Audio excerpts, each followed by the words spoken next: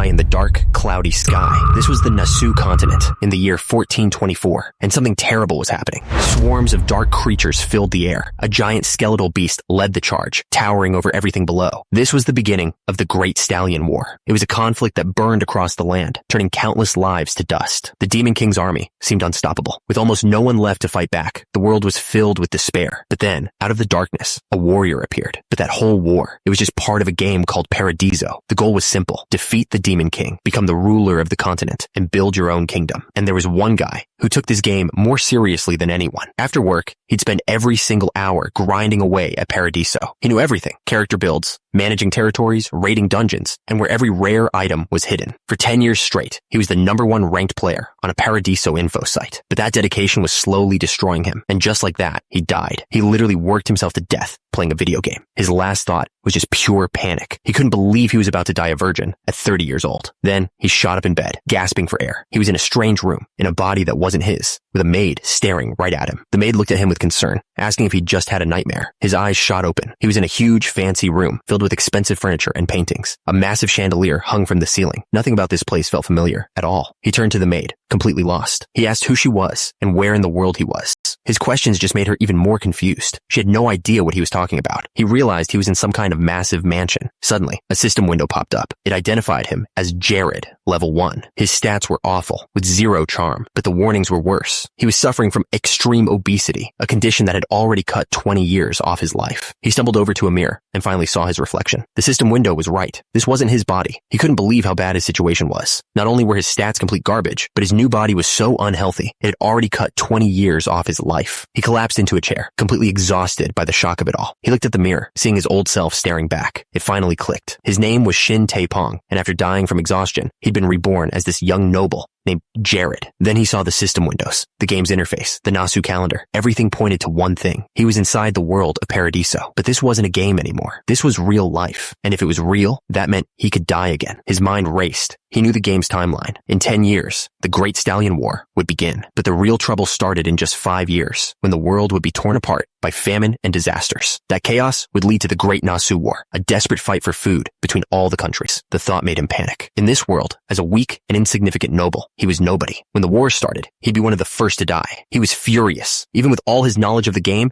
he'd never even heard of this character. This wasn't the handsome hero life he was supposed to get. In a fit of rage, he slammed his fist down, shattering the arm of the chair. The force of the blow sent him reeling. He landed hard on the floor, surrounded by the broken pieces. For a moment, he just lay there in silence. Then he remembered something. According to the story, the original Jared was supposed to grow up to be a handsome man. That's when it clicked. There was still hope. All he had to do was lose the weight. He started to push himself up. He had all his memories from his past life. He knew every bug and every secret in the game. That knowledge was his real power. With it, he could get ahead of everyone else and build a much better future for himself. He looked at his situation and came to a decision. The only way forward was to unify the entire world and become its king. That was his new goal. Meanwhile, somewhere else, a maid was happily dusting. Her name was Hayes. She was just going about her day, cleaning the Lord's house so it would be comfortable for him, even though he hadn't been there in a long time. She continued her work, dusting the tall bookshelves. Suddenly, Jared burst into the room, shouting her name. She jumped, completely surprised to see him. He started tearing the room apart, searching everywhere. Hayes just watched in confusion, asking him what he was looking for. Jared yelled that he was looking for the keepsake his father had left him. He couldn't believe he'd been so careless about where he put it. Turns out,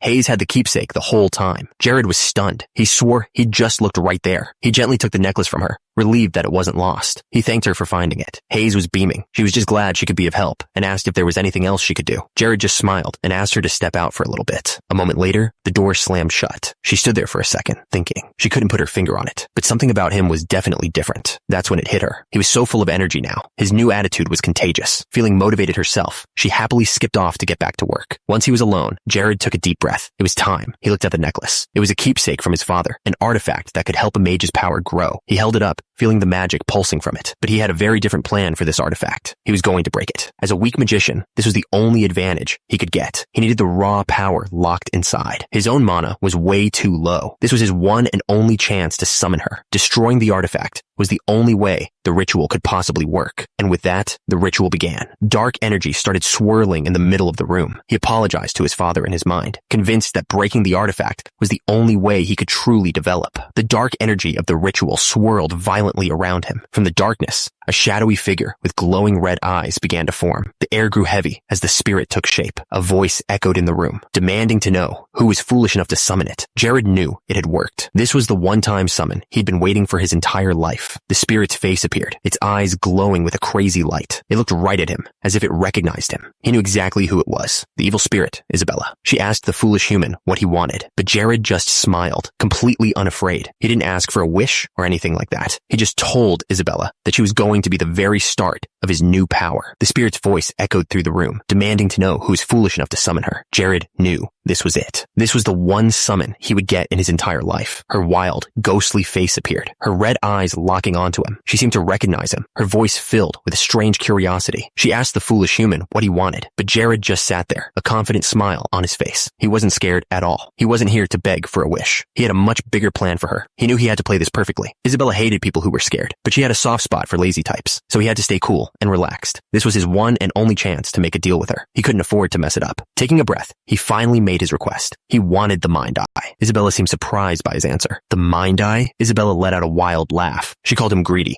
asking if he truly wanted the power to see into people's very souls. Jared didn't hesitate. He confirmed that was exactly what he wanted. He knew the Mind Eye was a legendary skill, one that had only ever been used by one person in the history of the game. The Mind Eye was a skill that could show you everything about a person, and their stats, their personality, everything. The amount of information you got just depended on how strong you were, and that's exactly why Jared needed it. He planned to use the skill to manage his territory and find talented people to help him. Isabella seemed to think about it for a second. With a creepy smile, she agreed, but then she laid out her condition. She wanted to know what was most precious to him. She got right in his face, demanding he tell her immediately. After all, everything comes at a price. Jared's confident look vanished. That's when a scroll appeared out of thin air, ready to seal the deal. Isabella let out a crazy laugh. She held up the contract and agreed to give him the Mind Eye, but she made it clear that whatever he held most dear would now belong to her. She started guessing what it could be, grabbing him by his clothes. She asked if it was money, or maybe his honor, threatening to take it all and make him a slave. Her threats got even worse. She suggested it might be his family, promising to devour them all. That's when it hit Jared. She could read his mind. He finally understood the evil curse he'd only heard stories about. But then, something weird happened. Isabella's lips puckered up, and she looked totally confused, wondering what was going on. Jared just grinned. He explained that while he was trying to figure out his most precious thing, he realized he could just set the terms of the contract himself. He admitted it was tough, though. He had to focus all his energy on keeping one specific thought in his head. He declared that his most precious thing was the first kiss of his 34-year-old former self, Shin Tae-pong. Isabella was disgusted. She wanted no part of that. Isabella was furious. She couldn't believe what she was hearing. Who in their right mind would consider their first kiss a treasure? Jared just thought to himself that it was a bit sad. His first kiss would have to be with an evil spirit. But he had won. Power flowed into him, and he felt like a god. And just like that, the contract between Isabella and Jared was set in stone. Sometime later, the maids in the castle started talking. One of them asked if anyone else thought the Lord was acting strange lately.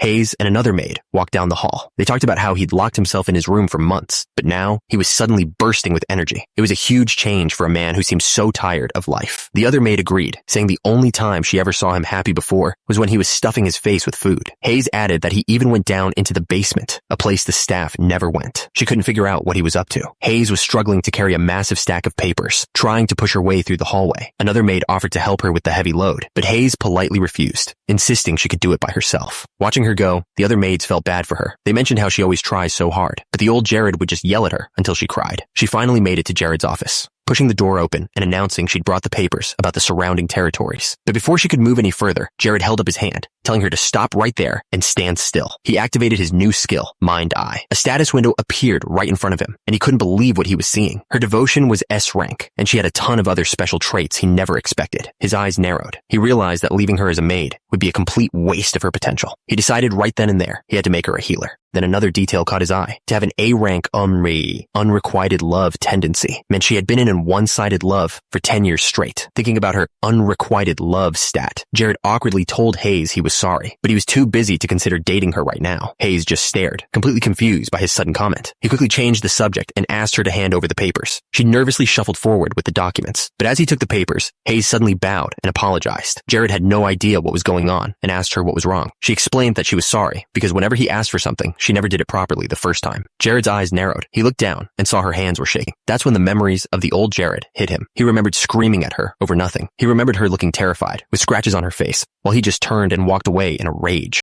The memories came flooding back. He finally understood why she was so scared. The old Jared was a monster who would get pissed off over the smallest things. He clenched his fist, disgusted with his past self. He knew it wasn't technically his fault, but he was in Jared's body now. He had to own up to it. His shadow fell over Hayes as he called her name. As he raised his hand, she flinched hard, bracing for a hit. It was a reflex she'd learned from the old Jared, but he didn't hit her. He pulled her into a hug and shouted an apology. Hayes was completely stunned. He apologized for every single wrong thing he'd ever done to her. He recognized how much he had suffered in silence. He promised her that the old, pathetic Jared was gone for good. From now on, things would be different. He knew this was the first step to becoming the kind of lord his people deserved. He looked at her sincerely and asked for just one more chance. Hayes was so overwhelmed she could barely speak. All she could do was stammer, her voice muffled against his chest. The apology broke something inside her. She just couldn't stop crying. Through her tears, she promised to always stay by his side. Jared just held her and thanked her for forgiving him. For the first time in a long time, she felt truly happy. He looked down, accepting his new reality. He was Jared now, and all the sins of the man before him were his to carry. A little while later, it was time for dinner. Hayes watched him from the side, looking worried. Something about his meal didn't seem right to her. She saw he was only eating vegetables and herbs. She warned him he'd pass out if he kept that up. But Jared didn't stop. He told her that a guy his size needed an extreme diet if he ever wanted to lose weight. In the world of Paradiso, certain vegetables had a strange effect. They were powerful dieting tools, but they came with a serious catch. They tasted absolutely awful. He thought it was like eating vomit mixed with rotten cheese. But the effects were immediate. The system showed that the herbs were boosting his metabolism and burning calories twice as fast. He had already lost almost half a kilogram of fat. He could feel it working. The fat was literally melting away. But the taste was so bad, he felt like he was going to throw up. That's when Hayes stepped in. She offered him a steak she had prepared, just in case. She explained she was worried about his health, so she'd learned a healthier way to cook it. She hoped he would give it a chance this time, even though he'd thrown it away before. Hearing that hit him hard. He couldn't believe the old Jared had ever been cruel to someone so kind. He cursed his past self for ever hurting such an angel. He took a bite of the steak, and it was heavenly. He couldn't believe how good Hayes' cooking was. The horrible taste from the vegetables was finally gone. With his stomach full, it was time to think. He started going over everything he knew about his current situation. He remembered what the document said. His territory, Caribia, was located at the northernmost edge of the kingdom, and it was a complete dump. F-rank land with freezing weather, monsters, bandits, and no way to grow food. It was one of the poorest places imaginable, but there was a silver lining. Because it was such a low-level area, it was packed with easy quests and events he could use to his advantage. The problem was, in his current body, he was way too weak to take advantage of any of it. He stood up, his mind made up. Before anything else, he had to focus on getting stronger. His mind flashed to the spirit he'd summoned. He needed the skill she could grant him, the mind eye, and he knew she wouldn't give it up without a fight. Jared spat out whatever was in his mouth, completely stunned. He couldn't believe his eyes. It was Isabella. He yelled, asking her why she was still here. The little spirit was furious, screaming that he had deceived her. She swore that until she got her mind eye back, she would bug him until the day he died. Jared just closed his eyes, accepting his fate. He sighed to himself. This wasn't going to be easy at all. The story flashes back 10 years. A man was banging on a locked door, begging for the Lord to open up. He yelled that while his father's death was a tragedy, they couldn't just hide away forever. It was time to focus on the future. He pleaded with him to come out and face the difficult times together. But inside, the young Lord, Jared, was completely broken. He just sat there, ignoring the pleas from the other side of the door. All he could think about was the father he had just lost. Back in the present, people were gathering at the Lord's mansion. They were all wondering why they had been called there, out of the blue. One of the men, a knight with an eye patch, was already drinking. He laughed and joked that maybe it was some kind of anniversary party.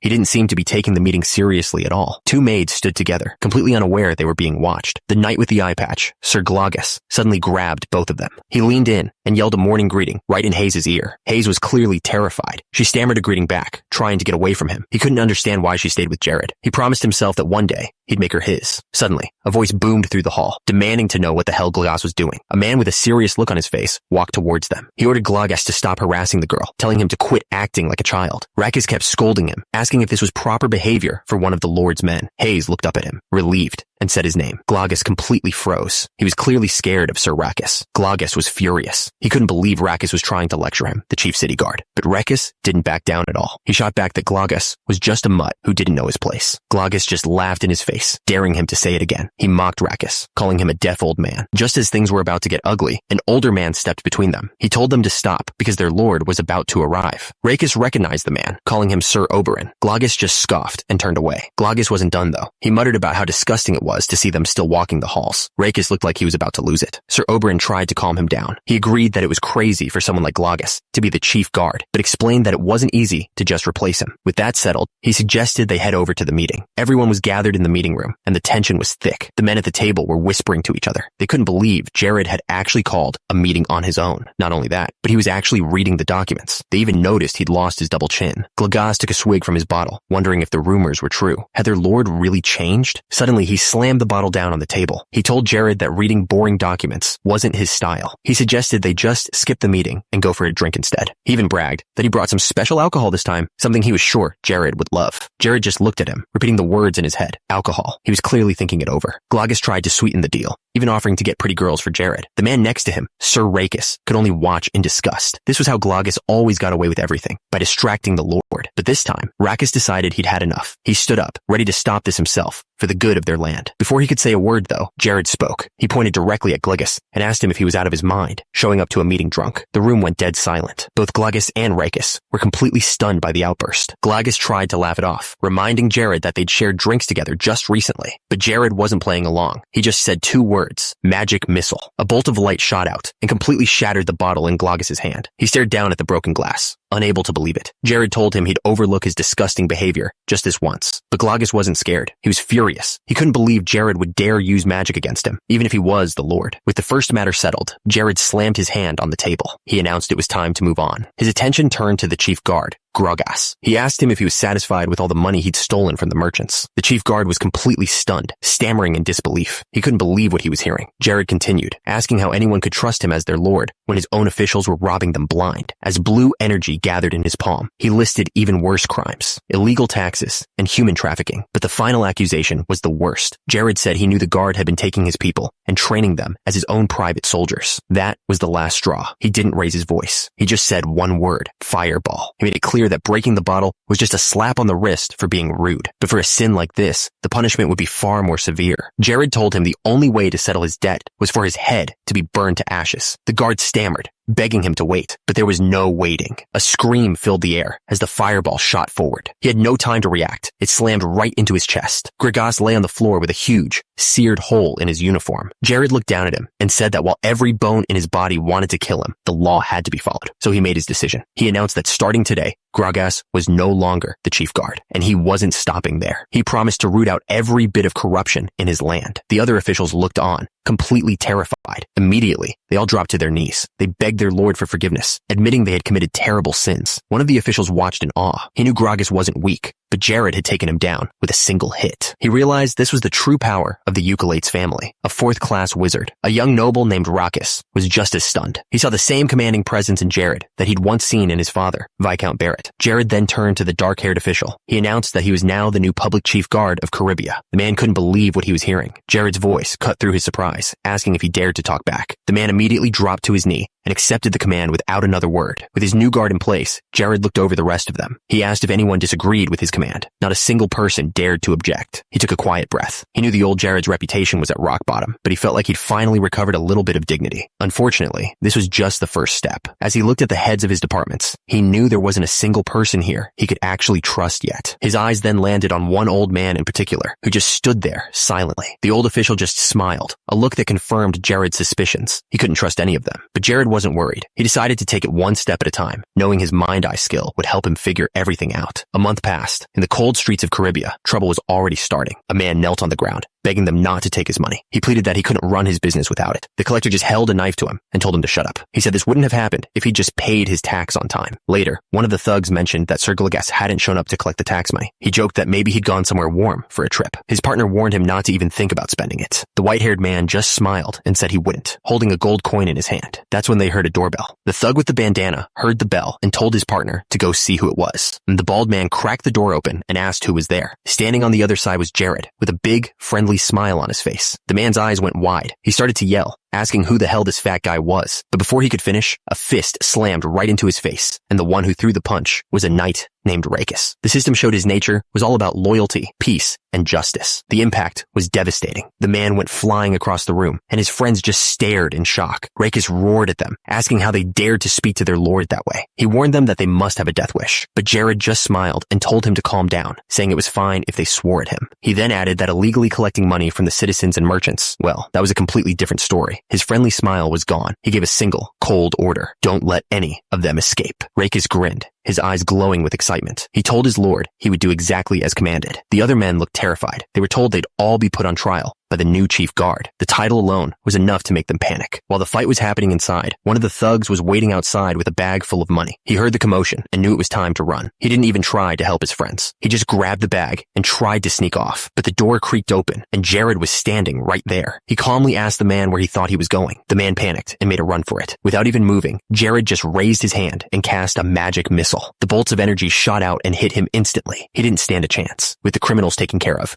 the townspeople gathered in the streets. They cheered for their lord and for Rakis, the new chief guard. The thugs were put in chains and led away. The people watched, relieved that they'd finally been caught. Rakis then turned to the crowd and made an announcement. He declared that their lord recognized his past mistakes and swore to always put his people first from now on. As the thugs were being led away, they couldn't believe it. Their boss, Sir Gragas, had actually been caught. For them, catching the small guys was one thing, but this changed everything. Jared didn't just punish the corrupt. He started giving back to the people. Food was handed out to the hungry, all in the Lord's name. The mood in the city completely changed. Bards started singing songs about their Lord, calling him a new sun that had risen over their frozen land. So when Jared rode through the streets with Rakis at his side, the people didn't hide anymore. They came out and cheered for him. Later, in a meeting, Rakis confirmed what they had seen. He told Jared that the citizens were finally starting to trust the throne again. He explained it was more than just trust. Some people were beginning to openly support him. Jared listened, thinking to himself that all his hard work was finally starting to pay off. Jared then turned his attention to Rakis, asking him if he was happy with his new position and the men under his command. Rakis smiled and said he was. The new chief guard thanked him every day for giving him such an honorable role. Jared just calmly took a sip of his tea, and just like that, the system confirmed his progress. His charm stat had risen by 1. Jared told Rakis that as long as he was happy, so was he. He officially trusted him to look after the well-being of the public from now on. A month passed. After clearing out the criminals, public opinion of the Lord had improved a lot. Now, Jared was in a meeting with the heads of his departments. Not only that, but Rakis had been given a team of skilled soldiers. Jared had used his mind eye skill to pick out the best ones, and they all served him directly. He knew this was all thanks to the mind eye. Of course, the original owner of the skill was still screaming at him in his head to give it back. The reports began. Sir Oberyn explained that while the new farming methods were working, the long winter and pests were still a huge threat to their crops. Then, a man named Avila gave his report. They were trying to get citizens to buy local products, but admitted they still needed more time to see real results. Jared listened to it all. He realized the mind eye wasn't useful for things like this. It looked like he was going to have to work a lot harder from now on. One of the officials pointed out a strange posture Jared kept making. Asking him what it was for, Jared just smiled and said it was a method he learned from another territory to help him lose some weight. The official laughed and gave him a thumbs up, telling him he was already starting to look more like a king. But that was a complete lie. This wasn't a diet method at all. It was a secret trick to increase his mana reserves. The technique was simple. He'd release mana through both of his hands, then just absorb it right back into his body to make it stronger. He remembered it clearly from his days playing Paradiso.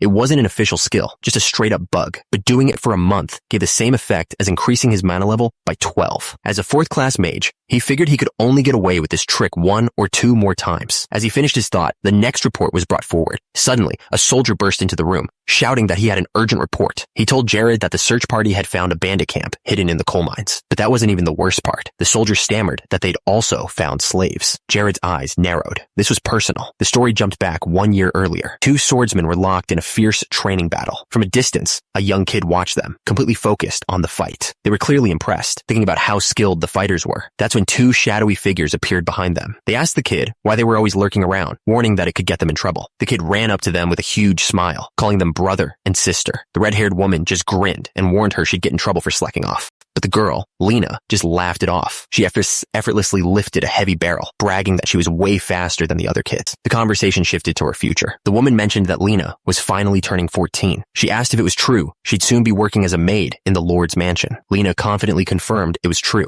She seemed excited about it, saying the director always looked out for orphans like her, so she was sure it would be a fun job. But the swordswoman thought it was a shame. She admitted she was hoping Lena would join their mercenary group instead. That's when another girl, Rena, spoke up to get their attention. The 2 men turned to look down at her, surprised. She asked them if they thought a girl like her could ever become a great swordsman, even if it took a long time. She made it clear that she'd much rather be a swordsman than a maid. The blue-haired man just burst out laughing. He gripped his sword and asked her if she knew why there were so few women in mercenary groups. Before she could answer, he swung his blade with incredible force, kicking up a cloud of dust. He looked at her seriously, warning her that it was far too dangerous to approach this world with such a simple mindset. He explained that many who try this life either end up dead or just quit. Reyna gripped her clothes, taking in every word, but he told her that men face the exact same struggles. He said her gender didn't matter at all. What she really needed was spirit, will, talent, and a lot of hard work. Then his tone changed. He told her she was by far the most talented one there, and that's why he knew she would succeed. Another woman with red hair smiled and ruffled Reina's head. She promised that if things didn't work out, they would always be there for her, and she would even hire her on the spot. Reina looked up at them, her eyes full of hope, and quietly agreed, but that hope was built on a dark past. Her mind flashed back to a time before she met them. She remembered being a prisoner, chained in the dark. She thought of the people who saved her new brother and sister. She remembered seeing her brother during the rescue, clutching his head in terrible pain, the director of the orphanage calling her name.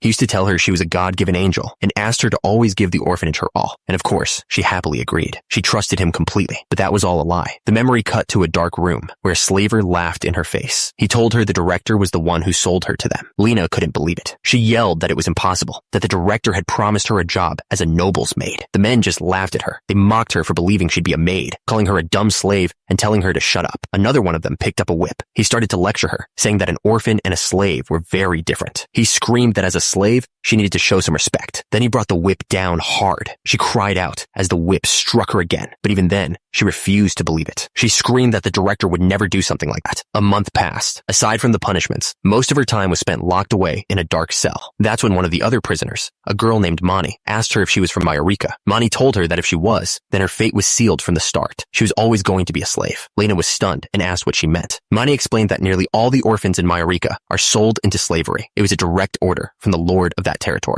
She was sure Lena's director was part of the whole thing and told her she might as well just give up. But Lena's spirit wasn't broken. She looked up with fire in her eyes and promised she would never give up. No matter what, she would find a way out of this. Mani thought Lena was a funny one. She asked her if she even wanted to escape. The red-haired girl just grinned, saying she'd never really given it a thought. She introduced herself as Mani and told Lena they should just get along until they die in this hellhole. Lena was disgusted by her attitude, but Mani just laughed it off. She said she was only being honest about their situation. Another month went by. In that time, Lena and Mani became close friends. Turns out, slaves their age were pretty rare. Most of the other prisoners had completely given up, acting like lifeless puppets. Those broken slaves were sold off quickly, no matter what condition they were in. For now, Lena and Mani were safe, but they knew that would change once they turned 15. Staring into the darkness, Lena's resolve was stronger than ever. She would not give up. Half a year went by. Lena had gotten used to the hard labor, but she couldn't help but think that Caribbean was even worse than where she'd been before. During that time, Mani taught her all about the outside world. She explained that things were getting worse because of the harsh weather and their young, incompetent leader. Lena always wondered how Mani knew so much about everything. Turns out, her secret was simple. She had great hearing, so she just listened to the scumbags talk. She told Lena that Caribbean was built for monster hunters, not mercenaries. It was her way of saying that the brother and sister Lena was waiting for probably weren't coming. But Lena's resolve didn't break. She told Mani she would never give up hope. Mani just laughed, calling her the most stubborn slave she'd ever met, but she said it with a smile. She really liked that about her. The snow in Caribbean never seemed to stop falling. Another year passed. They were both 15 now, and things had only gotten worse. Mani was shivering uncontrollably, her face flushed with fever. Lena knew right away. Her friend was burning up. If she didn't get help soon, she wasn't going to make it. Meanwhile, one of the guards was complaining to himself. He was furious that his leader had been caught, calling the Lord a pig. He took a long drink, angry that he was stuck in an underground prison with a bunch of slaves. That's when Lena called out to him. She gripped the bars and begged him to get some soup for her friend, explaining that she had a terrible fever. She dropped to her knees, promising she would never cause any trouble again. She pleaded for just one bowl of soup, or even half a bowl, anything. The guard actually seemed to think about her request. A little while later, he came back with a bowl of soup. He told Mani to eat up. He stood over them, telling her to finish it before it got cold, but his hand on Lena's shoulder made her uneasy. Suddenly, he grabbed Lena and pulled her to her feet. He told her she was coming with him. Mani looked up, horrified. Lena tried to stay calm, telling her friend that she would be fine, but the guard just grabbed her face. He sneered that a sick person like her friend should just focus on eating. That's when hot soup splashed right across his face. He screamed in pain, clutching his face. The soup was burning hot. Lena grabbed Mani's hand, telling her they had to go. She pulled her friend along, shouting that they had to run now. But Mani was furious. She screamed at Lena, asking why she would do something so stupid over a bowl of soup. She told Lena that she wasn't like the others, that she wasn't just a slave. Lena had sworn she would find a way out of this place, but their escape was over before it even started. The guard lunged for Lena, furious. He swung his arm back with all his might. Lena could only watch in horror as everything went red. Mani could only scream as she watched it happen. But Lena wasn't just going to stand there. She slammed her fist into the guard's face, screaming for him to let go. But it was too late. Mani collapsed to the ground, wounded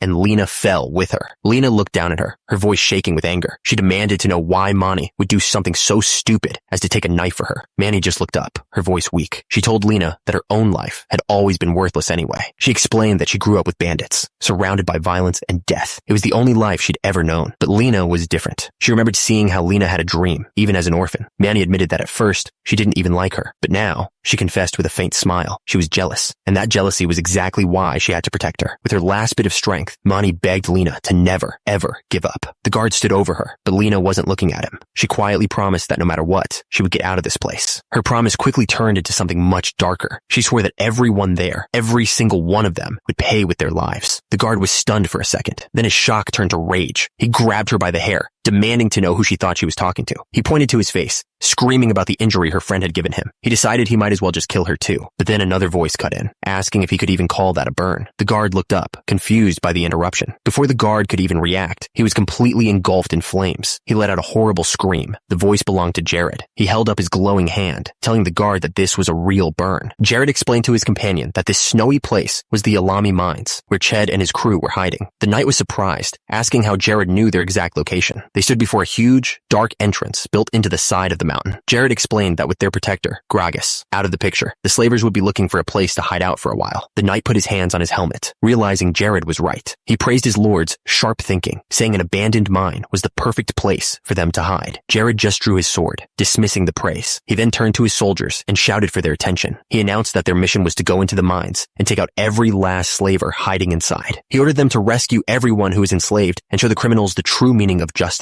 Jared gave one last order: leave not a single slaver alive. With a roar for the glory of Caribia, he led the charge straight into the mine. The slavers were caught completely off guard. Panic erupted as they scrambled to react, shouting that they were under attack. One of them yelled for the others to call for their boss, Sir Ched, immediately, but he never got the chance. A soldier slammed the flat of his sword into him, cutting him off mid-shout. One of Jared's knights stepped forward and told the slavers that none of them would be escaping today. It wasn't a fight. It was a complete takedown. The slavers were no match for the trained soldiers. Everywhere you looked, Jared's men were pushing forward, easily handling whatever the slavers threw at them. The sounds of battle echoed through the dark tunnels. This was the Alami mines, the slavers' main base of operations. Inside, the mine split into several different paths. Jared wasn't worried. He scoffed at how weak the slavers were and ordered his men to sweep the entire mine. As his men spread out, Jared came across a horrifying scene. A guard was threatening a young woman, screaming about the burn on his face. He decided he was just going to kill her right there, but a voice cut in, questioning if you could even call that a burn. The guard looked up as a hand grabbed his arm, stopping him cold. Before the guard could even react, he was completely engulfed in flames, letting out a horrible scream. It was Jared. He held up his glowing hand, telling the man that this was a real burn. Jared had seen plenty of slave camps in the game, but seeing one in real life was just disgusting. He knelt down and gently asked the girl if she was all right. Her eyes filled with tears as she thought about her friend. She told him that her friend had died trying to save her. Jared looked at the body. He knew it was far too late for any healing magic to work. He pulled her into a hug,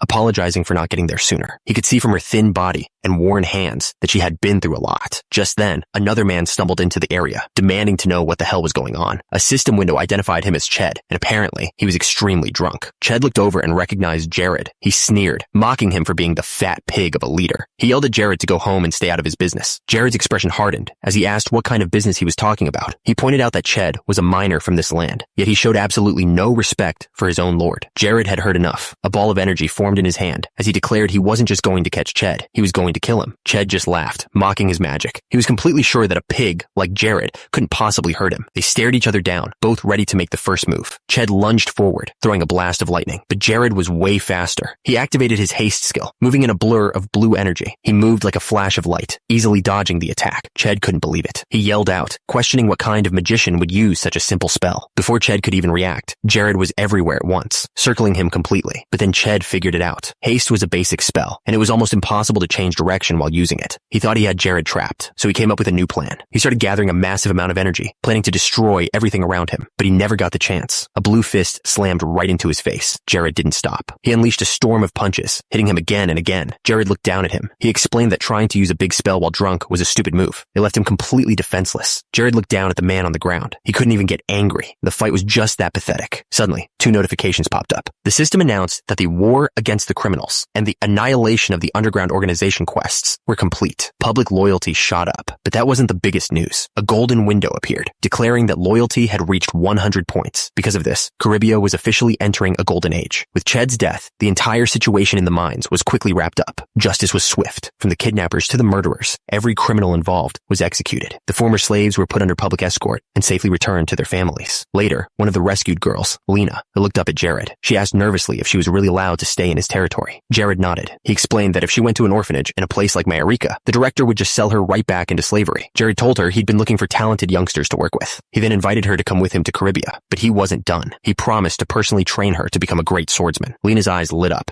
and she immediately thanked him. She declared that as a swordsman, she would meet his every expectation. Jared just smiled, saying he looked forward to it. But Jared wasn't just seeing a little girl. He knew who she really was, Lena Giselle. He remembered from his past life that in the next 10 years, during the Great War, Lena was destined to be a top warrior for the Demon King. Even when hundreds of players attacked her with everything they had, she would just smile. She'd refuse to move an inch, earning her a reputation as the strongest defender imaginable. They called her the Wailing Wall. This was the person Jared had just recruited. The fortresses she defended were famous for being impossible to break through. In the future, she was known as one of the greatest guards there was. Jared was glad he found her now. He decided he would make sure the Demon King never laid a hand on her. He would prepare her for the coming war and turn her into a rising star. As his magic worked, Lena looked down at her hand, amazed that her wounds were already healing. With that settled, Jared's mind moved to the next big issue, Mayarika. He knew their lord allowed slave trading, which meant all kinds of other illegal activities were probably happening there too. That kind of trouble could easily spill over into his own territory. Miles away, in Mayarika, the Lord Horgos was already causing trouble. His greed was a constant source of anger for those around him. The man complained about all the good things he'd been hearing about Caribia lately. He said it was as annoying as a buzzing mosquito. He turned to another man, Frua, and asked for his thoughts, mentioning he was a friend of Gragas. Frua just smiled and said not to worry, he would take care of it. He grinned. After all, he had to get revenge for a close friend. That night, the city was quiet under a full moon. A lone guard walked the empty streets, his torch the only light. Suddenly, a shadow moved across the rooftops. The guard looked up, but it was already gone. The hooded figure landed silently, carrying a heavy sack over his shoulder. He leaped across an alley and let the sack fall into the darkness below. With his job done, he stood on the rooftop, watching. His face was hidden, but his eyes looked tired, like he'd done this many times before. At that same moment, Jared shot up in bed, gasping for air. He'd just had a terrible nightmare. The next morning, Lena was already training hard, pushing herself to run faster. Jared, on the other hand, was struggling to keep up. His attendant yelled from the side that they were on their last lap. He was completely out of breath, but he still managed to ask Lena if she was enjoying herself. She cheered, saying it was way better than being stuck in the smelly mines. Jared promised they would keep exercising regularly, and that he would find her a real trainer soon. Lena just smiled and thanked him. But the intense exercise was a little too much for Jared's body. His attendant cried out in alarm as his lord suddenly collapsed. A little while later, Jared was at the table eating. His attention turned to business as he asked about a letter from Sir Oberyn and Avila. Hayes brought it right over, telling him it had arrived early that morning. As he read the letter, he couldn't help but smile. Everything was going well. Lena looked up from her desk, curious about the good news. Jared decided to break down the good news for her. He told her that Oberyn had managed to grow a new crop called Letriala. Since they had to import most of their food, this was a huge step forward. Next, he talked about Avila. He'd brought in 1.5 times the usual number of monster hunters, and by selling their monocrystals, their profits had doubled in just a month. Lena was impressed. She mentioned that a friend had told her Caribia was a failing territory, but it was way cooler than she'd been led to believe. Jared smiled, telling her that this was just the beginning. He promised that soon, the entire continent would know the name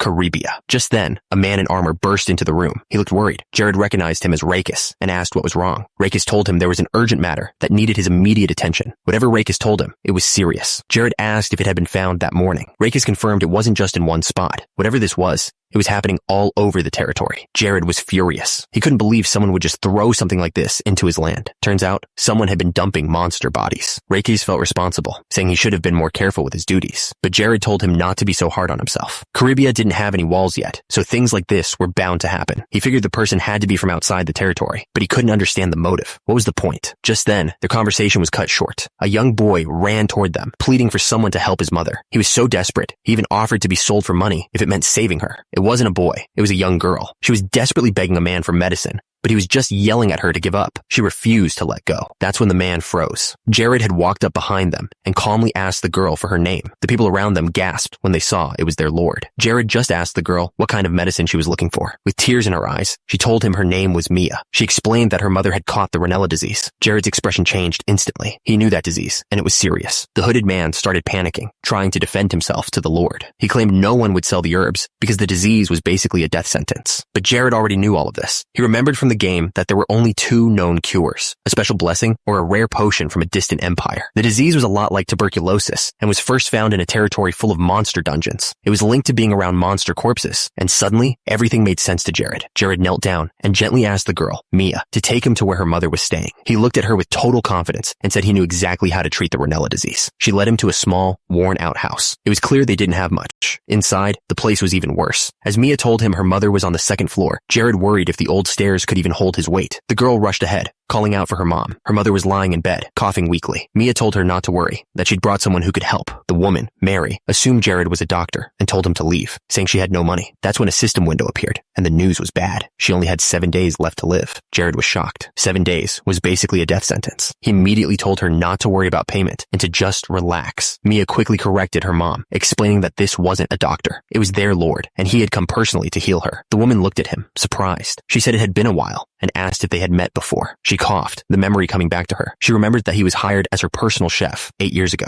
Jared covered his face, full of shame. He admitted that he was at the peak of his immaturity back then and asked her to forgive him if he'd ever wronged her. Mary warned him not to get too close while she was sick, but Jared immediately told her not to worry, insisting it wasn't a problem. He then turned to Mia and asked her to get him a damp towel. She quickly agreed and ran off to get it. With Mia gone, Jared's expression turned serious. He was focused. He walked over to the window and opened it, letting fresh air into the stuffy room. Jared looked out the window and nodded to himself. His suspicions were confirmed. Down below, a monster's body was rotting on the ground. Jared turned back and asked Mary if she had been dealing with monsters lately. She was shocked, asking how he could have possibly known that. Mary admitted it was true. She explained that she used to work as a chef for a team that sold monster parts. Jared then explained everything. The Rhinella disease wasn't contagious between people, but was passed through exposure to monster corpses. He added that it was nearly impossible to diagnose until it was too late. He told her that while she'd been fighting it off, her recent contact with the corpse had made things much worse. Hearing this, Mary started to lose all hope. She coughed weakly and asked if this meant she was going to die. Just then, Hayes and another girl burst into the room. They announced that they had brought the medicinal herbs he requested. Jared turned back to Mary with a confident smile. He told her to believe in him, promising he wouldn't leave her side until she was completely better. Tears of relief streamed down Mary's face. She thanked him, asking how she could ever possibly repay him for his kindness. Jared just smiled. He told Mary to focus on getting better, and they could worry about everything else later. But someone was listening from a nearby roof. He thought the idea of curing an incurable disease was complete nonsense. Suddenly, a huge armored man appeared behind him. He told his partner that while he wasn't sure how, their lord hadn't been wrong yet. The armored man continued, saying that just as Jared predicted, the culprit had returned to the scene of the crime. His eyes narrowed with fury. He accused the man of being the one spreading the Rhinella virus through the dead monster bodies. The hooded man didn't seem scared at all. He just asked if he was curious to know why. The armored man's partner spoke, confirming their lord's prediction was right on the money. Just as he said, the culprit had returned to the scene of the crime. The armored man's eyes burned with rage. He accused the hooded figure of being the one spreading the virus through the monster corpses. The man didn't even flinch. He just calmly asked if he was curious to know why.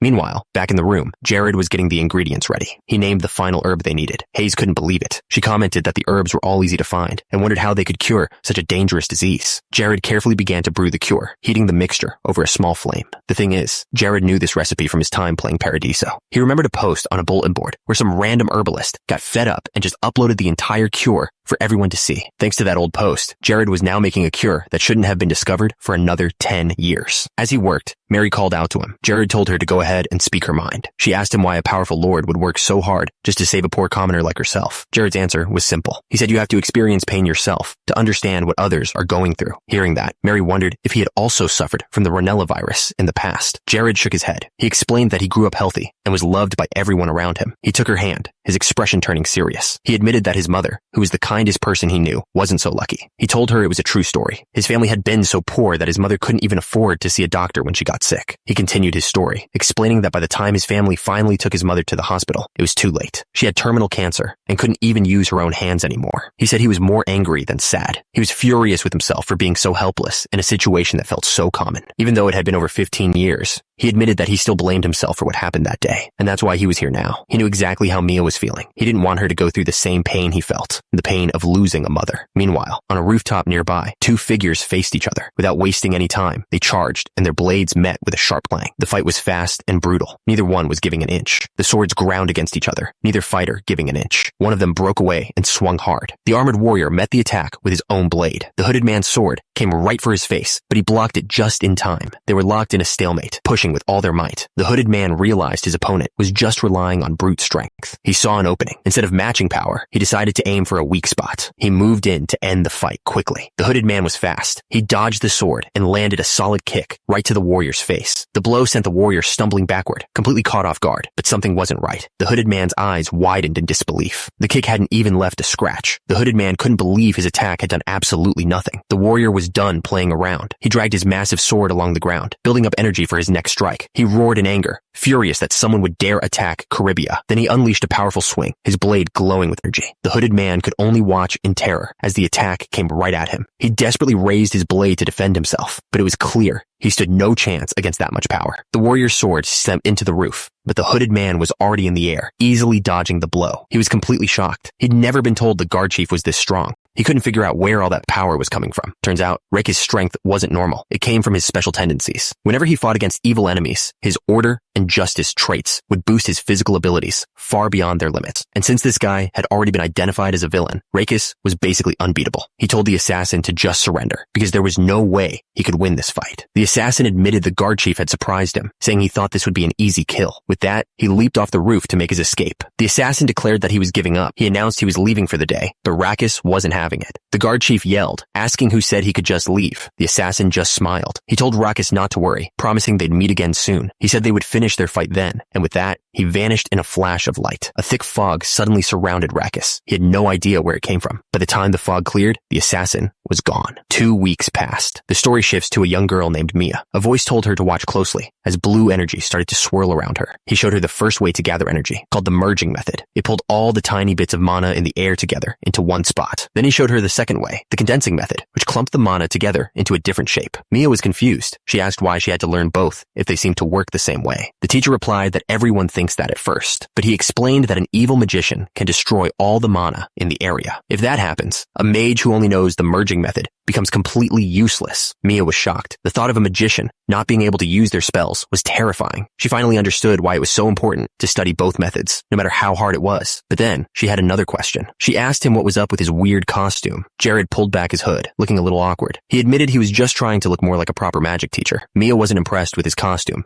and Jared just laughed, admitting she was an honest kid. Just then, the door creaked open, and a voice announced that it was time for dinner. Mia got super excited and started running for the door, but Jared reminded her the class wasn't over yet, but he just smiled, saying it was all right. He admitted he was curious to see what was cooked, too. It was Mary, the chef. She smiled warmly and said she hoped they would enjoy the dishes she prepared. Jared told her she should be resting instead of working so hard, but Mary insisted she was all better thanks to his care. She explained that she'd made a beansteak to fit his special diet plan, but they weren't alone. Something small and furious, with glowing red eyes, was watching them from the shadows. The creature's hypnotic eyes were locked on Jared. It could tell that he was different now, completely different from the man it remembered. Later that night, the room filled with a powerful blue energy. Something was happening. Jared sat in the middle of it all, deep in thought. He knew that most people were always looking for shortcuts in life. It was just like using a bug in the game to quickly raise your mana by a few levels. But he believed that people who only relied on those kinds of tricks were weaker in the end. That's when the system chimed in. It told him he had successfully created a brand new training method and that he needed to give it a name. He knew the real winners were the ones who made their own path. His new method was a mix of a bugged training technique and a real mage's mana training. This new skill would increase his spell levels by 6 points. He wanted to give it a special name, something that would be his mark on this world. After all, he was the only one who could take advantage of this world like a player. Suddenly, a voice spoke from the shadows. It was the creature. She said she'd watched many magicians over the years, but Jared's style was something she'd never seen before. She floated above him and asked if he could spot the bug in his own technique. Jared looked up and admitted that he could, but that normal people would never be able to see it. She was impressed. The creature told him that even though he was cheating, he was still pulling in mana at an incredible rate. She got right in his face, her red eyes glowing. Then she asked him a direct question. Was he even from here? Jared tried to stay calm, asking what she was talking about. The creature explained she was just curious if he was from another continent. She'd heard that people from the east were also great at absorbing mana.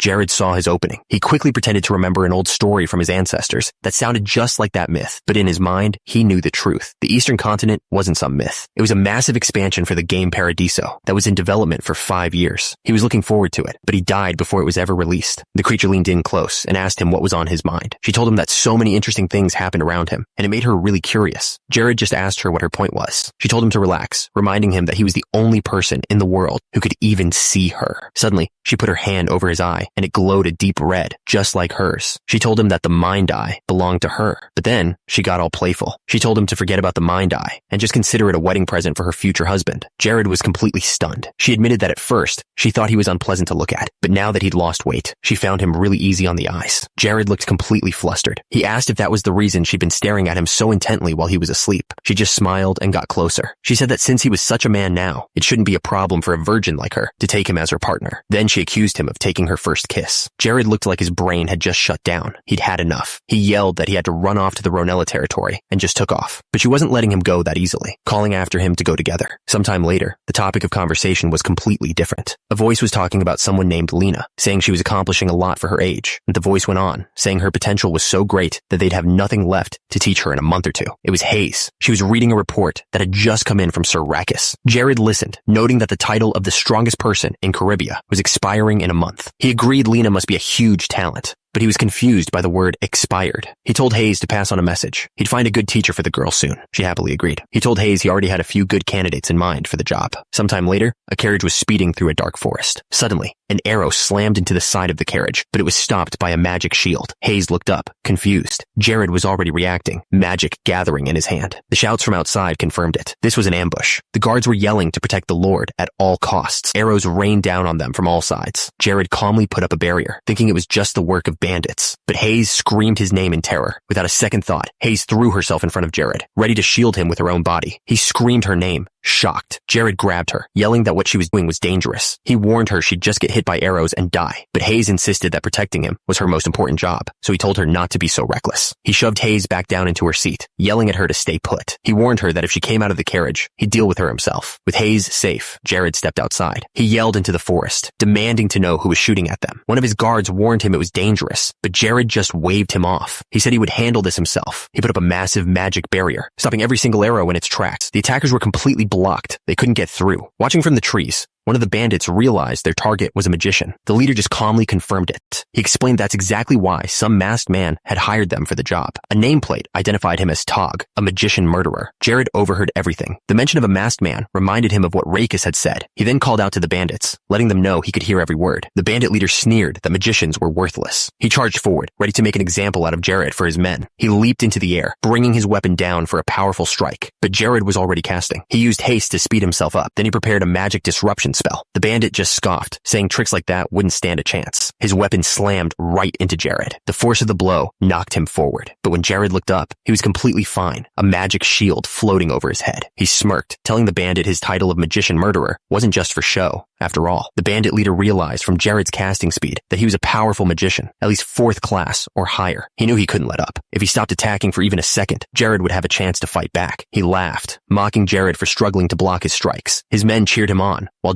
Jared's guards watched in horror, worried for their lord. The bandit leader declared he would keep attacking until Jared's mana completely ran out. Then there was a shattering sound, but the next strike never landed. Jared had caught the weapon with his bare hand. The bandit couldn't believe it. Jared calmly explained that the wand was a special artifact for magicians, admitting he was a little disappointed he didn't have one of his own. So he decided he would just take this one. A red glow appeared around the wand as Jared used a skill to increase his physical strength. The bandit stared in disbelief as the wand began to crack in Jared's grip. He wondered if this magician had been this strong the entire time. Jared then told him he'd also blocked all the body-strengthening magic the bandit had used on himself. The man felt his power completely vanish. Jared said he was curious about the masked man who hired them, but figured the bandit wouldn't talk. The bandit immediately started begging, promising to tell Jared everything if he just let him live. Jared smiled, casually holding a huge axe he'd picked up from the ground. He said he was interested to hear what the bandit had to say, but his eyes turned cold as he brought the axe down. He stated plainly that he doesn't trust criminals. The story shifts to a young man named Aki, sitting alone in a dark room. He talked to himself about how a merchant with no money can't buy luck, and he had none. He was furious with himself. He knew he'd made a huge mistake by hiring cheap bodyguards who were useless against a man named Tog. He thought about who Tog was, a medicinal merchant, so rich he could afford plenty of bodyguards. Turns out, one of those bodyguards was a huge man with an axe. He bragged that to him, guards were just pigs waiting to be slaughtered. This was a paid job.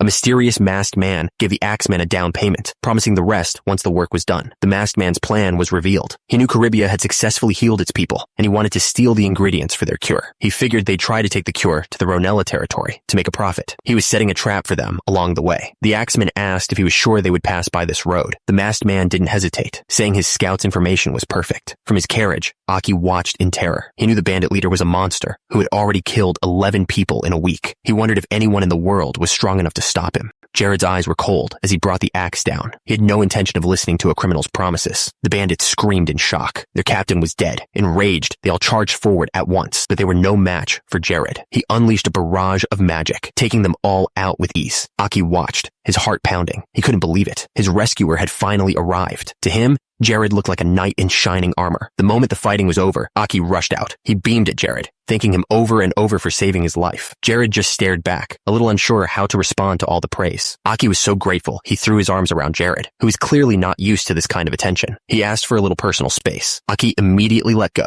blushing. He apologized, explaining that his emotions had just gotten the best of him. Later, as they were traveling, Jared got down to business. He asked Aki to confirm that he was on his way to Caribia because he'd heard about its success with magic stones. Aki confirmed it was true. Jared then apologized for the poor security at the border, admitting that his territory didn't get many visitors. But Aki told him not to worry about it. He was just happy to be alive, admitting that he was sure the bandits were going to kill him. Aki then started talking about a man named Archinus. He described him as a genius who could predict market trends and control entire industries. He explained that Archinus was a leader in fashion, so powerful that he could make or break any product. Everyone tried to follow in his footsteps. Jared's eyes narrowed. He asked if Aki was saying that this Archinus had actually been in his territory. He couldn't figure out why a top player like that would come all the way up north. Jared told Aki that while he understood he was upset about losing his money, he had a proposal for him. Aki looked up, curious. He offered Aki a job as his selling manager in the Ronella territory, promising him 15% of all profits. Aki thought to himself. He knew this person was a high-level character, a named NPC, and he had to make a fair deal to raise his goodwill and recruit him. So, Aki held up 2 fingers. Instead of the 15%, he asked Jared to grant him 2 wishes. Jared was clearly not expecting that. Hayes listened in as Aki promised that if Jared trusted him, he would find the perfect place to set up shop. Jared agreed, but warned that he might have to deny a wish depending on the situation. Aki just smiled, confident that Jared would say yes to both. He then revealed his first wish. He just wanted Jared to call him Aki from now on. He said he'd reveal his second wish later, and Jared just agreed, but something about the way he said it felt a little off. So, they arrived in the Ronella territory. A traveler looked around, thinking the place seemed like a real drag. Turns out, a lot of people felt that way. Aki explained to his sister that no one would refuse the amazing rewards waiting in the dungeons nearby. The place was packed. Everyone knew that once the local disease was cured, the territory had a ton of potential to grow. Jared thanked Aki, saying he'd found a prime spot to sell their goods. Aki just smiled, saying he was only trying to pay him back, and that honestly, he thought the place was still lacking. Aki's eyes landed on a huge barrel. He asked Jared if that was the cure for the Ronella disease. Jared simply told him, not yet. He then took a small bottle and began filling it with a red liquid from the barrel. A moment later, a system window popped up. The production of the rare medicine was complete. Because it was so powerful, his skill had jumped to level 2, but he'd also reached his daily limit, so he couldn't get any stronger for the next 24 hours. Jared wasn't surprised. He remembered that when he first played the game, it took him months to raise this skill until he learned about a game bug. Jared handed the medicine to Aki and told him exactly what to say to the customers. Their first customer was a warrior named Tolan, who was sick with the Ronella disease. He couldn't believe the cure was only 1 gold coin. Aki put on his most charming smile, telling the warrior it was a special price just for him because he seemed like a good person. The warrior was still suspicious and asked if it was a scam. Aki just played dumb, asking if he really looked like someone who would lie. The man decided to risk it. He figured if he was going to die anyway, 1 gold coin was nothing. After taking the coin, Aki pulled out a contract. He told the man he needed a signature to complete the purchase. The warrior was confused. He'd never had to sign a contract just to buy medicine before. Even though it felt weird, he signed the contract. Then, without hesitating, he drank the whole bottle. Aki told the warrior the effects would kick in after about 30 minutes, so he should just rest. The warrior was still suspicious, muttering that if this turned out to be a scam, there would be trouble. To prove his confidence, Aki offered an insane deal, a 1,000 gold refund if the medicine failed. He even said he'd bet his own hand on it. That was enough to convince him. The warrior turned and walked away. With the first customer gone, Jared told the group he was going to go lay some bait before they started selling for real. He decided to start making more medicine. Just then, a notification popped up from the system. The production of the rare medicine was complete. The system also told him his skill had leveled up, but that he'd hit his daily limit for gaining experience. Jared smiled. The ownership transfer bug had worked perfectly. He knew that in the game, Making medicine was a great way to gain experience. Even a failed potion gave you some points. But for really powerful medicine, like the one he just made, there was a catch, a 24-hour penalty that stopped you from earning any more experience. This bug was how he was going to get around that. The key to his plan was an ownership transfer bug. When he sold the medicine, all the data associated with it, except for the experience points, transferred to the new owner.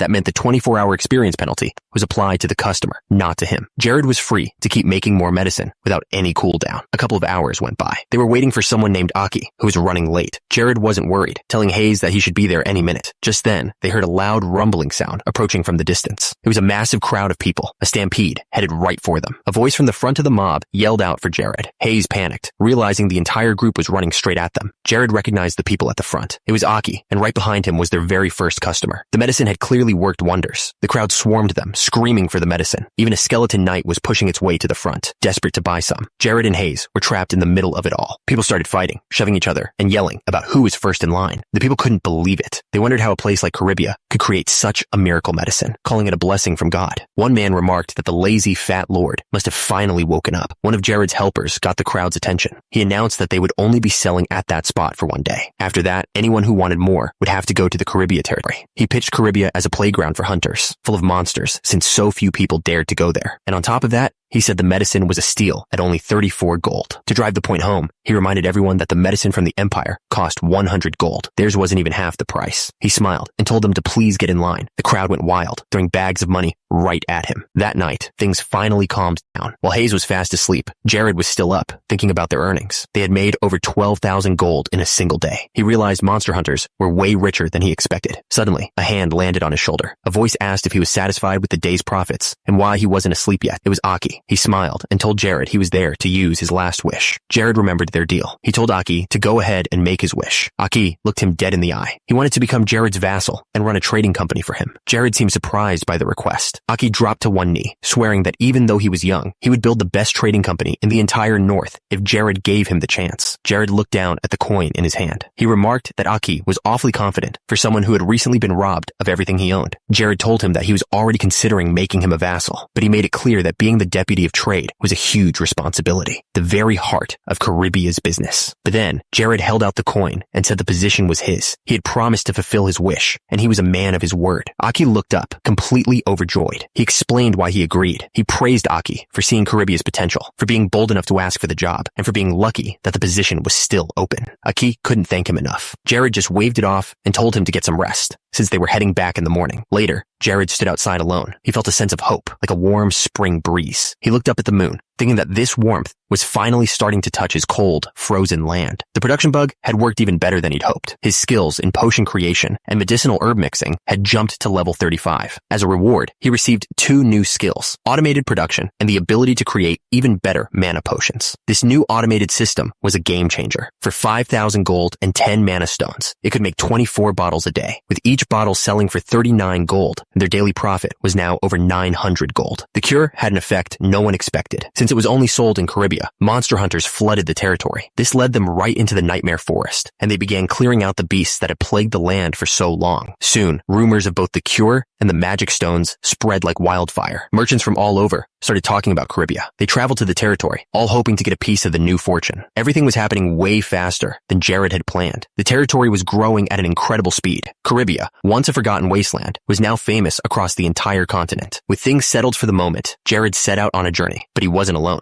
A strange girl with white hair suddenly appeared, looking panicked. She demanded to know where he was going, and then asked if he was planning to end his own life. She begged her lord, pleading with him not to do it. Jared calmly corrected her. He wasn't planning on dying. He was just going to take down the lich Luke, and told her not to make a big deal out of it. The girl completely lost it. She screamed that his plan was even crazier than what she first thought. She frantically explained that a lich is a cursed, super strong black mage. If he got caught, his soul would be stolen, and he'd become one of the undead. Jared just smiled. He calmly asked if Diluc could really beat him, since he had a perfect strategy all worked out. He started thinking about his enemy. Diluc was a lich, sealed away in a special place he had created himself. Back in the game, Paradiso. During the Great War, the Demon King had freed Diluc from his seal, granting him immortality. Facing him was a huge deal. Every single player had to go through a special quest called The Wrath of Lich Diluc. Jared knew he had to act fast. Once Diluc regained his full strength, he'd be immune to swords and magic. The only way to kill him then would be with divine power. His companion thought he was weird. She said he knew way too much and wondered if he was some kind of god or monster. Then she just called herself an idiot for even thinking about it. They had arrived at their destination, the sanctum of Lich Diluc. It was a massive, frozen fortress, standing alone in the middle of a blizzard. Jared began searching the rock walls, trying to remember the exact spot. He started to worry. The opening was supposed to be tiny, and he wondered if it had disappeared over time. His companion just floated there, teasing him. She said he looked like a dog searching for a bone. She asked him what he was even doing. She explained that the normal way to reach Diluc was by climbing the mountain, but that path was filled with deadly traps. She told him it was impossible to get through alive.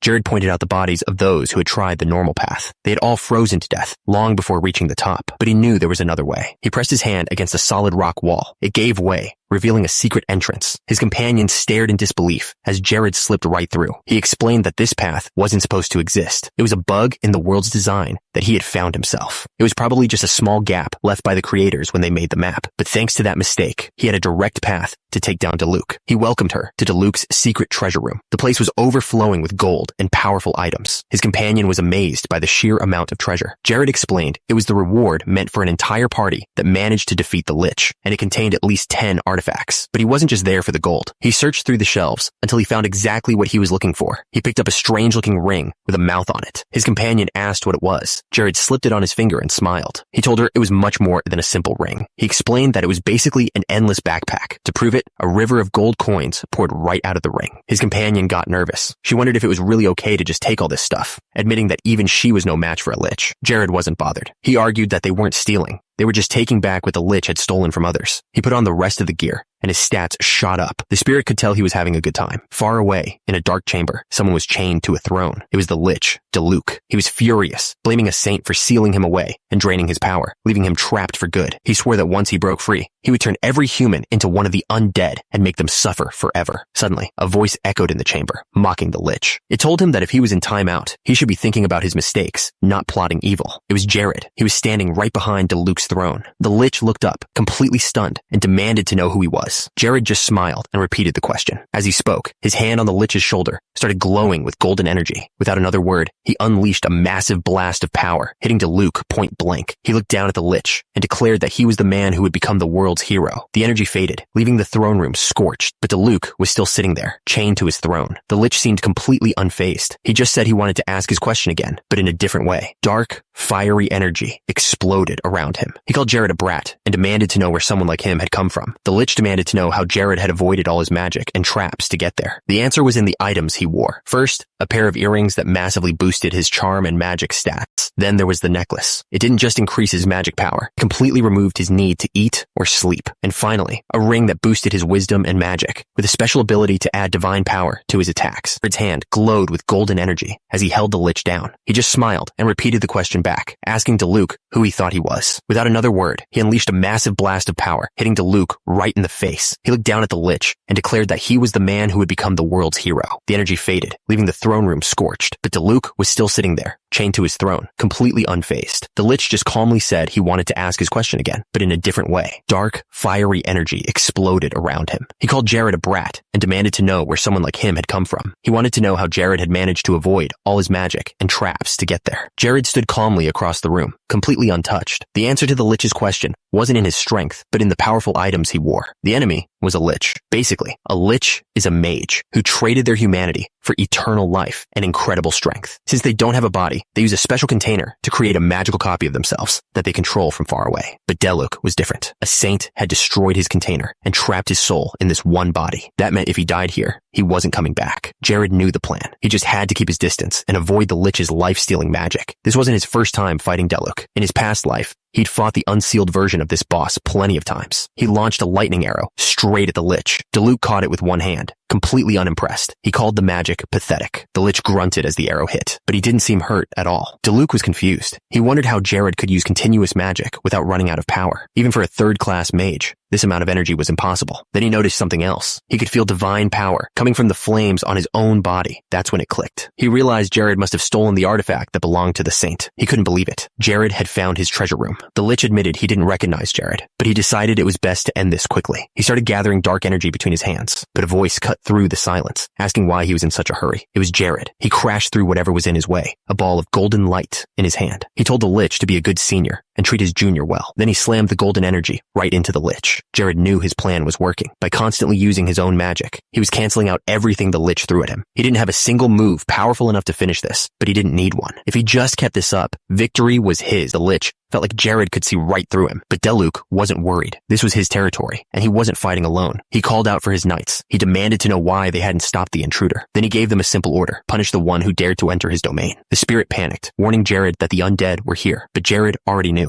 He realized something was off. In the game, these undead were supposed to be guarding the traps outside. The lich's pattern was different this time, probably because he hadn't been fully resurrected yet. The lich, Deluk, looked up. He thanked Jared for reminding him of a pain he'd forgotten. Now that the holy flames were gone, he was ready to fight for real. Jared knew he had to stop Deluk from casting that spell. He charged forward, ready to do whatever it took, even if it meant fighting with his bare hands. Just then, his spirit companion jumped in. She told him to leave the undead to her. A red beam of energy shot out, blasting one of the creatures instantly. The undead knights paused, confused by the sudden attack. The leader of the undead let out a roar. The smaller ones cowered in fear. The knight boasted about its strength as it swung its massive sword, shattering the weaker undead around it. The spirit shouted encouragement as the undead knight turned on its own master, swinging its blade right at Deluk. Deluk was furious. He couldn't believe a spirit was interfering with his minions. With a single gesture, he caught the knight in a blast of purple energy, sending it flying. With the undead momentarily stunned, Jared saw his opening. He praised Isabella for her perfect timing. Then he launched his own attack, a powerful lightning spear aimed right at Deluk. The spear slammed into his target with a huge blast of energy. But it wasn't just a single strike. A continuous stream of lightning followed right behind it. Deluk quickly threw up a dark wall, confident he wouldn't fall for the same trick twice. The lightning hit the barrier, and Deluk reached out, grabbing the energy with his bare hand. But then, he froze. He realized in shock that Jared had somehow combined two different spells into one.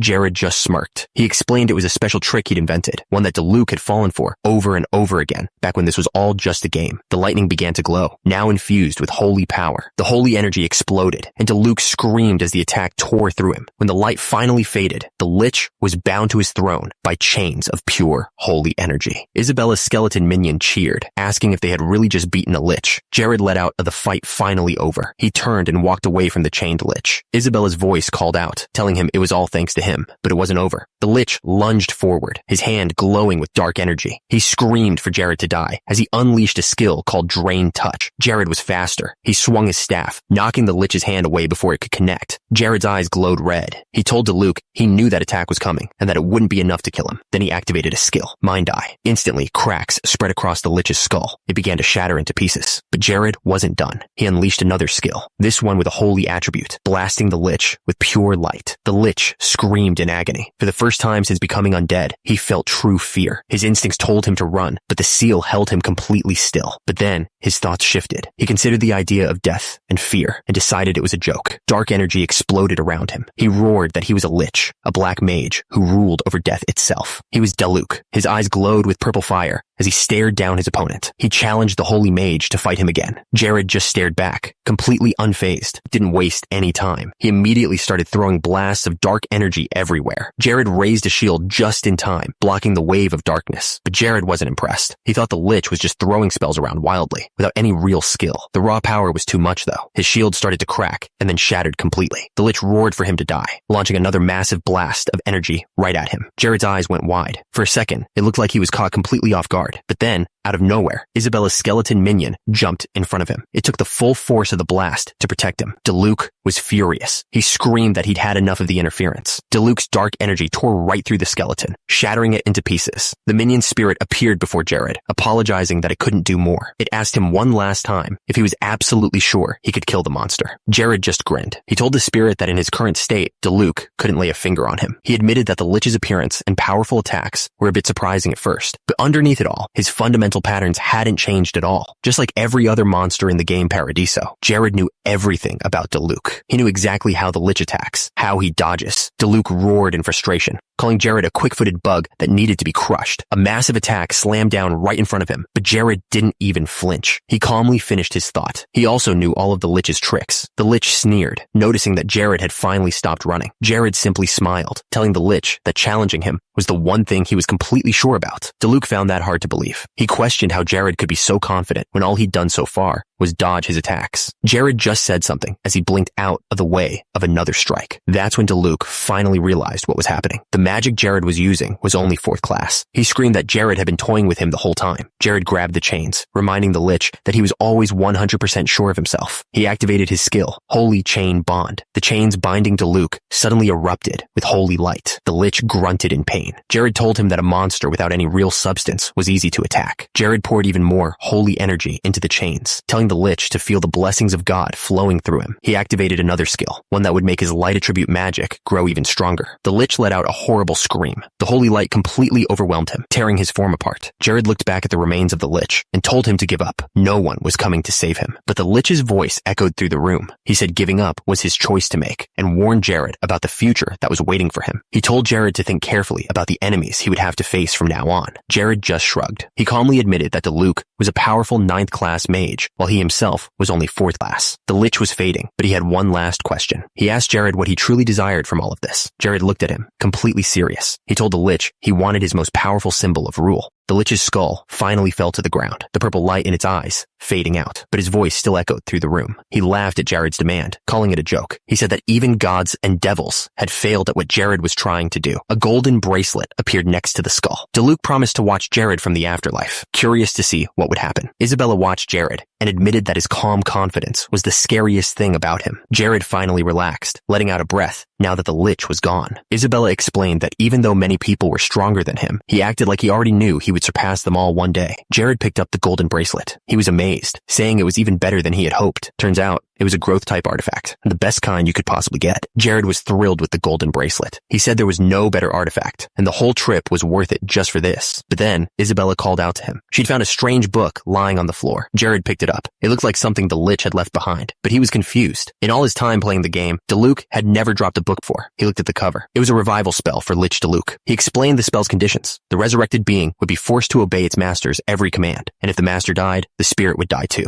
Isabella was furious. She yelled that the contract would basically make her his slave. This wasn't the kind of relationship she wanted, and she demanded to know what he was planning. Jared looked at her calmly and gave his first command. He told her to tie him up nice and tight. Isabella couldn't believe what she was hearing. His second order was for her to attack him with curse magic, and he would try to defend himself. Isabella was completely baffled, asking him if he was into that kind of stuff. Jared explained the plan. They would just rinse and repeat. She would attack him with curses, and he would defend. This way, they could both raise their magic resistance and tolerance. He was thrilled, pointing out that he'd normally have to pay a powerful mage a ton of money for this kind of training. But with her, it was completely free. Isabella was not amused. She thought to herself that for the first time, she actually had a good reason to hate this man. Jared just told her to think about all the other possibilities this opened up. After a moment, Isabella gave in, admitting that she was getting tired of her boring old routine anyway. With that settled, Jared announced that the revival vats were just around the corner and started walking. Isabella seemed unsure, saying she wasn't quite prepared to do it right now. A moment later, Jared was completely out of breath. He could barely get the words out as he asked Isabella what was going on. Turns out, he was giving her a piggyback ride. He asked why he had to carry her, and she complained that she still wasn't comfortable in her new body. Then she reminded him that he needed to start calling her Isabel. Jared was confused. He asked how she could possibly remember her name if she'd lost all her memories. She just screamed back that she didn't know and didn't care, and told him to hurry up because it was cold. She kept on complaining, saying it was ridiculous that Diluc had all these weird ideas about the human body, but couldn't even be bothered to have a normal set of clothes ready. Jared thought to himself that even in a new body, her personality was exactly the same, but it seemed like she'd become a lot more emotional too. They continued down the dark corridor, which was littered with the bodies of those who hadn't made it. Isabel pointed out all the bodies. Jared explained that the place had been full of traps, but luckily, most of them this deep inside were already disabled. He just kept walking, carrying her through the dangerous halls. They finally reached a large green tank with a woman floating inside. Isabel asked how the woman died, wondering if it was the traps, but Jared admitted he wasn't sure. She said she hoped the woman hadn't become an evil spirit. She described how awful it was, always feeling cold and lonely, with your senses gone. But then, her mood completely changed. She suddenly had an idea to make the woman happy. She declared that from now on, she would live an amazing life for the both of them, full of good food and nice clothes. Jared had no idea what she was talking about. Isabel grinned, saying that traveling with him was going to be fun. Jared agreed it wouldn't be boring, but he knew it would definitely be dangerous. She seemed happy with that. Jared admitted he was glad to have a trusty sidekick. She closed her eyes, looking completely at peace as he carried her.